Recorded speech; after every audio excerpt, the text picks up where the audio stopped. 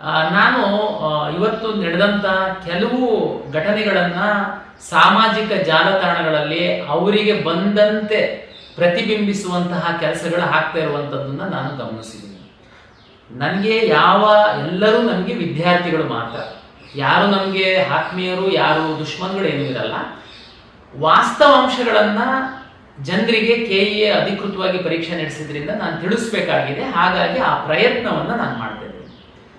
ನೋಡಿ, 3,77,000 ವಿದ್ಯಾರ್ಥಿಗಳಿಗೆ ರಾಜ್ಯದ 31 ಜಿಲ್ಲೆಗಳಲ್ಲಿ 884 ಪರೀಕ್ಷಾ ಕೇಂದ್ರಗಳಲ್ಲಿ ನಾವು ಪರೀಕ್ಷೆಯನ್ನು ನಡೆಸುವ ಹಿಂದಿನ ಶ್ರಮ ಎಷ್ಟಿದೆ ಅನ್ನುವಂಥದ್ದನ್ನ ವಿದ್ಯಾರ್ಥಿ ಪೋಷಕರು ಅರ್ಥ ಮಾಡ್ಕೊಳ್ಳಿ.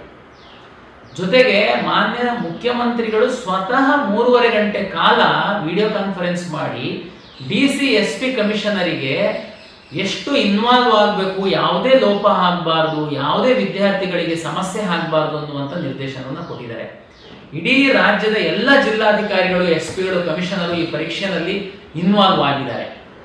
ಈಗ ಯಾವುದೋ ಒಂದು ಸಣ್ಣ ವಿಷಯಗಳನ್ನ ತಗೊಂಡ್ಬಿಟ್ಟು ಅವರಿಗೆ ಬೇಕಾದಂತೆ ಮನೆಯಲ್ಲಿ ಕೈಯಲ್ಲಿ ಮೊಬೈಲ್ ಇದೆ ಅಂತ ಸೋಷಿಯಲ್ ಮೀಡಿಯಾದಲ್ಲಿ ಬಾಯಿಗೆ ಬಂದಂತೆ ನೀವು ಬಿಂಬಿಸ್ಲಿಕ್ಕೆ ಹೊರಟು ಅಂತಂದ್ರೆ ಈ ಶ್ರಮಕ್ಕೆ ಪ್ರತಿಫಲ ಇರಲ್ವಾಗಿದೆ. ಬಿಜಾಪುರ ಜಿಲ್ಲೆಯ ತ್ರಿಕೋಟ ತಾಲೂಕಿನಲ್ಲಿ ಒಂದು ಸೆಂಟರ್ ಅಲ್ಲಿ ವಿದ್ಯಾರ್ಥಿಗಳು 15 ನಿಮಿಷ ಲೇಟ್ ಆಗಿದೆ, 20 ನಿಮಿಷ ಲೇಟ್ ಆಗಿದೆ ಪ್ರಶ್ನೆ ಪತ್ರ. ಅವಾಗ ಆಕ್ಚುಲಿ ನಿಜವಾದ ವಿದ್ಯಾರ್ಥಿಗಳ ಬೇಡಿಕೆ ಏನಾಗಿರ್ಬೇಕು?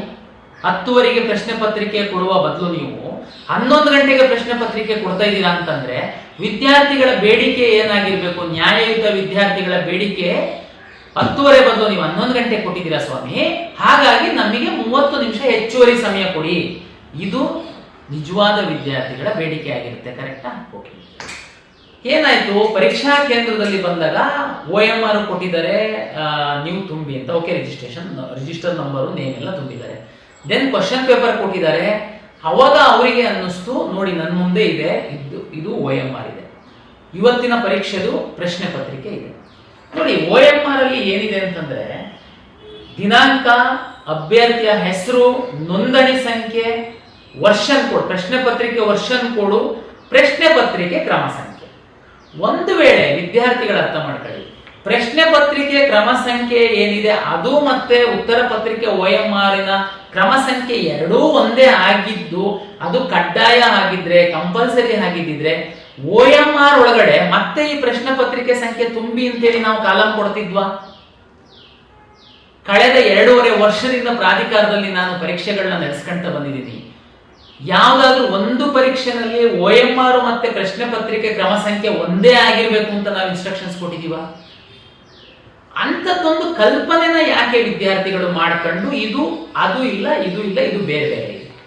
ರಾಜ್ಯದ ರಾಜ್ಯದಲ್ಲಿ ಎಲ್ಲೂ ಇರುವಂತಹ ಅನುಮಾನಗಳು ಈ ವಿದ್ಯಾರ್ಥಿಗಳಿಗೆ ಬಂತು. ಓಕೆ ಸರಿ, ಬಂದ್ರೆ ಏನ್ ಮಾಡ್ಬೇಕು ವಿದ್ಯಾರ್ಥಿಗಳು? ಇದು ವ್ಯತ್ಯಾಸ ಇಲ್ಲ ಅಂತಂದ್ರೆ ಏನ್ ಮಾಡ್ಬೇಕು? ಆ ಕಾಲೇಜಿನ ಪ್ರಾಂಶುಪಾಲರು ಎಡ್ಡಿರ್ತಾರೆ, ಅವರಿಗೆ ಬರಕ್ ಕೇಳಬೇಕು, ಅವರಿಗೆ ಕೇಳಬೇಕು, ಅವರು ಸಮಸ್ಯೆನ ಬಗೆಹರಿಸ್ತಾರೆ. ಓಕೆ, ಅವ್ರು ಹೇಳಿದ್ದು ನಿಮಗೆ ನಂಬಿಕೆ ಇಲ್ಲ. ನಮ್ಮ ಡೆಪ್ಟಿ ಕಮಿಷನರು, ADC, AC ಎಲ್ಲರೂ ಫೀಲ್ಡ್ ಅಲ್ಲಿ ಇದ್ರು. ಇವತ್ತು ಅರ್ಧ ಗಂಟೆ ಒಳಗಡೆ, 20 ನಿಮಿಷದೊಳಗಡೆ ಅವರು ಸಹ ಬರ್ತಿದ್ರು.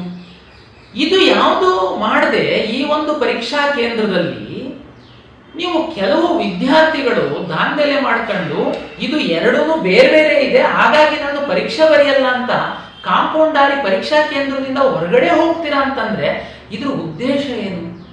statenews.live